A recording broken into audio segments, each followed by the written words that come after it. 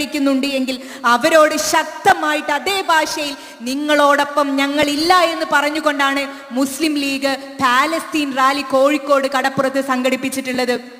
അത് തന്നെയാണ് നിലപാട്. ആ നിലപാടിൽ മാറ്റം ഒരല്പം പോലും ഇല്ല എന്ന് പറയാൻ നമ്മളുടെ നേതാക്കന്മാർക്ക് ഇപ്പോഴും യാതൊരു മടിയുമില്ല എന്നുള്ളത് കൂടി കൂട്ടിച്ചേർക്കുകയാണ്. പ്രിയപ്പെട്ടവരെ, അതിദാരുണമായിട്ടുള്ള സംഭവങ്ങൾ നടക്കുന്നു. അതോടൊപ്പം നമ്മളുടെ നാടിനെ കുറിച്ചിട്ടുള്ള ജാഗ്രത കൂടി നമ്മൾ പുലർത്തേണ്ടതുണ്ട്. നോക്കൂ, ഒരു തെരഞ്ഞെടുപ്പ് അടുത്ത് വരാനിരിക്കുകയാണ്. ഈ തെരഞ്ഞെടുപ്പിൽ ആരെ തെരഞ്ഞെടുക്കണം, ആര് നമ്മളെ നയിക്കണം എന്നുള്ളത് സുപ്രധാന ചോദ്യമാണ്. കുറെ കാലങ്ങൾക്ക് മുമ്പ് നമ്മൾ പറഞ്ഞ പോലെ എവിടെയോ ഉള്ള ആളുകളെ നമ്മളുടെ നാടിനെ ഇതാ കവർന്നു കൊണ്ടുപോകുന്നു എന്ന് പറയുകയല്ല, കണ്ണിന്റെ മുൻപിലുള്ള കാഴ്ചകളെ തൊട്ടാണ് നമ്മൾ സംസാരിക്കേണ്ടത്. ഈ കേരളത്തിലില്ല, പക്ഷെ ഉത്തരേന്ത്യയിലുള്ള പല നാടുകളിലും ഇപ്പോൾ എന്താണോ പാലസ്തീനിൽ സംഭവിക്കുന്നത് അതിനേക്കാൾ ക്രൂരമായിട്ടുള്ള അല്ലെങ്കിൽ അതേപോലത്തെ സംഭവങ്ങൾ നടക്കുന്നുണ്ട് എന്നുള്ളത് നിങ്ങൾക്കറിയാലോ.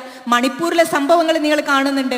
ഉത്തർപ്രദേശ് ഉൾപ്പെടെയുള്ള ഗുജറാത്തിലെ വംശഹത്യയുടെ കഥകൾ നിങ്ങൾക്കറിയാം. അങ്ങനെ നോക്കുമ്പോൾ ഉത്തരേന്ത്യയിലൊക്കെയുള്ള സമാധാനത്തിന്റെ എല്ലാ വഴികളും അടച്ചുകൊണ്ടാണ് നരേന്ദ്രമോദി ഭരണം നടത്തുന്നത്. കേരളത്തിലെ കാര്യം ഇപ്പോ അബ്ദുറബ്ബ് സാഹിബ് സൂചിപ്പിച്ചു കഴിഞ്ഞു. കേരളീയം എന്നുള്ള ഒരു പരിപാടി നടത്തിക്കൊണ്ടാണ് ഇപ്പൊ കേരള സർക്കാർ അവർക്ക് നഷ്ടപ്പെട്ടു പോയിട്ടുള്ള പ്രതാപം വീണ്ടെടുക്കാൻ വേണ്ടി ശ്രമിക്കുന്നത്. നിക്ഷേപകരെ കേരളത്തിലേക്ക് കൊണ്ടുവരിക എന്നുള്ളതാണ് ഞങ്ങൾ ഉദ്ദേശിക്കുന്നത് എന്നുള്ളതാണ് അദ്ദേഹം ഈ ഒരു പരിപാടിയുടെ ഭാഗമായിട്ട് പറഞ്ഞത്. എന്ത് നിക്ഷേപകരാണ് ഈ കേരളീയത്തിന്റെ പരിപാടിയുമായി ബന്ധപ്പെട്ട് വന്നിട്ടുള്ളത്?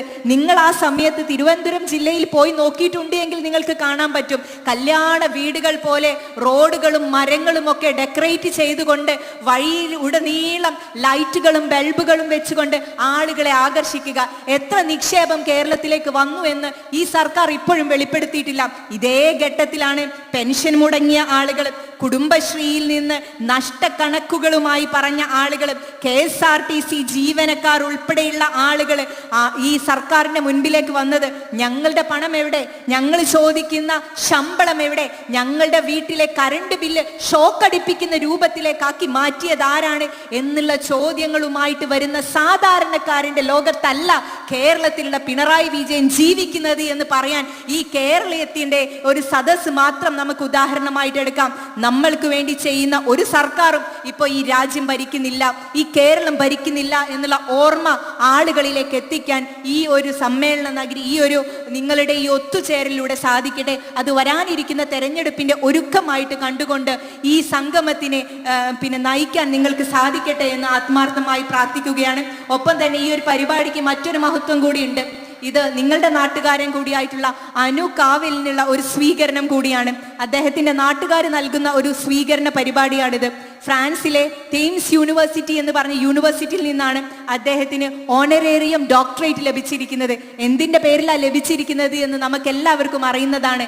മുസ്ലിം ലീഗ് എന്ന് പറയുന്ന ഒരു രാഷ്ട്രീയ പാർട്ടിയുടെ പ്രത്യേകത എന്ന് പറയുന്നത് ജീവകാരുണ്യ പ്രവർത്തനമാണ്. എല്ലാവരും പറയാറുള്ളത്, നിങ്ങൾ കുറെ ബൈത്തുറഹ്മ ഉണ്ടാക്കുകയാണ്, ആംബുലൻസ് കൊടുക്കുകയാണ്, അല്ലെങ്കിൽ നിങ്ങൾ ആശുപത്രികൾ ഉണ്ടാക്കുകയാണ്. ഇതൊക്കെ ഉണ്ടാക്കിയിട്ട് ഇങ്ങനെ നടന്നോളൂ, നിങ്ങൾ എപ്പോഴാണ് രാഷ്ട്രീയ പ്രവർത്തനം നടത്തുന്നത് എന്ന് ചോദിക്കുന്ന ആളുകളെ നമ്മൾ കാണാറുണ്ട്.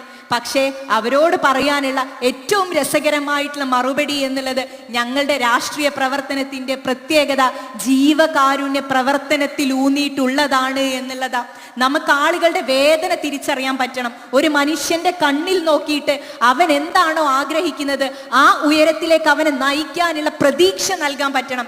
യഥാർത്ഥത്തിൽ ഒരു സങ്കടം വരുന്ന മനുഷ്യനെ സ്നേഹത്തോടെ തലോടൽ കൊടുക്കാൻ നമ്മൾക്ക് ആർക്കും സാധിക്കും, അല്ലെങ്കിൽ അവന് സഹാനുഭൂതി നൽകാൻ ആർക്കും സാധിക്കും. പക്ഷേ അവന് പ്രതീക്ഷ നൽകാൻ, അവന് സ്വപ്നം കാണാൻ, അവന്റെ വേദനയോടൊപ്പമാണ് എൻ്റെ മനസ്സും ഉള്ളത് എന്ന് പറഞ്ഞുകൊണ്ട് പ്രതീക്ഷയോടെ അവനെ കൂടെ നടത്താൻ സാധിക്കുക എന്ന് പറയുന്നത് വലിയ മഹത്വപരമായിട്ടുള്ള കാര്യമാണ്. അങ്ങനെ ഒരു പ്രവർത്തനത്തിന് നേതൃത്വം നൽകിയിട്ടുള്ള സുഹൃത്ത് കൂടിയായിട്ടുള്ള അനു കാവിലിനെ ഈ പരിപാടിയിൽ, നിങ്ങളുടെ നാട്ടുകാർ നൽകിയ പരിപാടിയിൽ വന്നുകൊണ്ട് അനുമോദിക്കാൻ സാധിച്ചത് എൻ്റെ വലിയ ഭാഗ്യമായി ഞാൻ കണക്കാക്കുന്നു. എൻ്റെ സന്തോഷം ഞാൻ പങ്കുവെക്കുന്നു. ഇനിയും ഒരുപാട് ആളുകളിലേക്ക് അദ്ദേഹത്തിന്റെ കരങ്ങൾ എത്തട്ടെ എന്ന് ആത്മാർത്ഥമായിട്ട് തന്നെ ഞാൻ പ്രാർത്ഥിക്കുകയാണ്. നിങ്ങൾ ഞങ്ങളുടെ ഈ നാടിന് മാത്രമല്ല, സമുദായത്തിന് മാത്രമല്ല, സംഘടനയുടെയും ഒരു വലിയ മുതൽക്കൂട്ടാണ് എന്ന് അനു കാവിലിനെ ഉണർത്തിക്കൊണ്ട് എല്ലാവിധ ആശംസകളും നേർന്നുകൊണ്ട് ഞാൻ അവസാനിപ്പിക്കുന്നു. നന്ദി. ജയ് ഹിന്ദ്, ജയ് മുസ്ലിം ലീഗ്. അടുത്തതായി ഈ ചടങ്ങിന് മുഖ്യപ്രഭാഷണം നിർവഹിക്കുന്നതിന് വേണ്ടി ബഹുമാന്യനായ ജംഷീർ അലി ഹുദവിയെ വളരെ സ്നേഹത്തോടെ ക്ഷണിക്കുന്നു. ഈ